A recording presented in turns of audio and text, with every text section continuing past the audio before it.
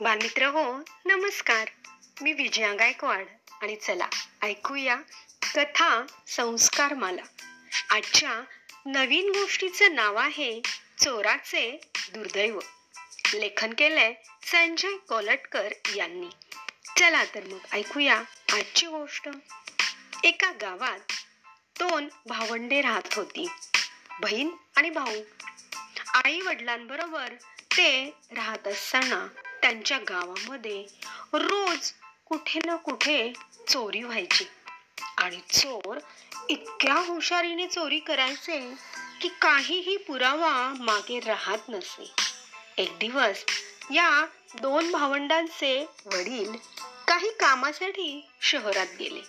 आपल्या पत्नी आणि मुलांना चोरापासून सावध राहण्याचा त्यांनी सल्ला दिला. मुले अतिशय हुशार होती.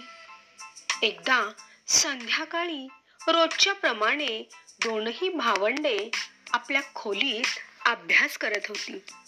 आई स्वयंपाक करत होती. तेव्हा शेजारील काही स्त्रिया त्यांच्या घरी आल्या आणि त्यांच्या आईला म्हणाल्या आणि त्यांना गावात बाजारासाठी येण्याची त्यांनी विनंती केली.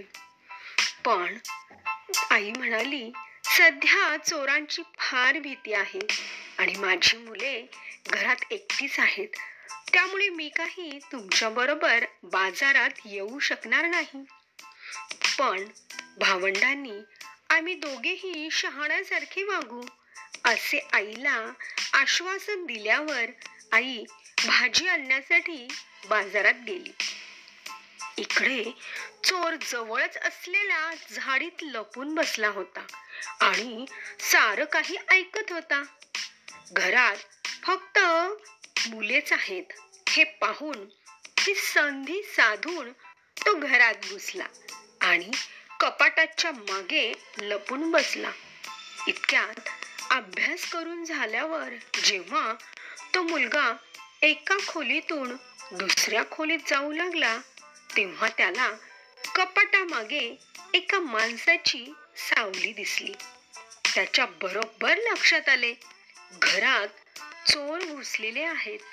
मात्र तो मुलगा अतिशय धीट होता, हुशार होता.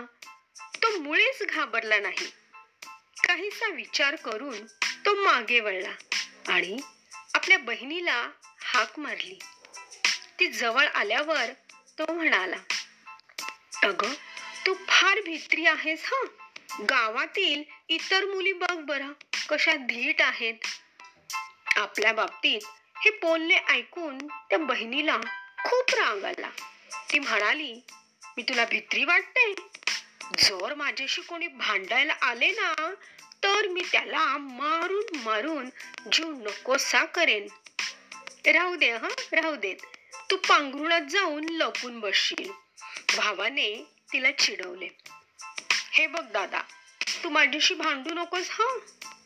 इकडे चोर या दोघांच्याही भांडणाची गंमत पाहत होता.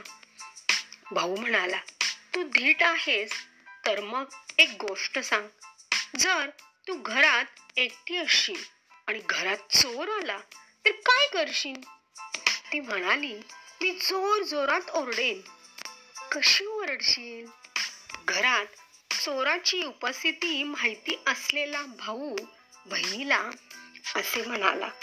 हे ऐकताच तिला तर माहित नव्हते की घरात खरोखर चोर आहे, परंतु ती अगदी मोठ्यानं चोर चोर चोर म्हणून ओरडू लागली.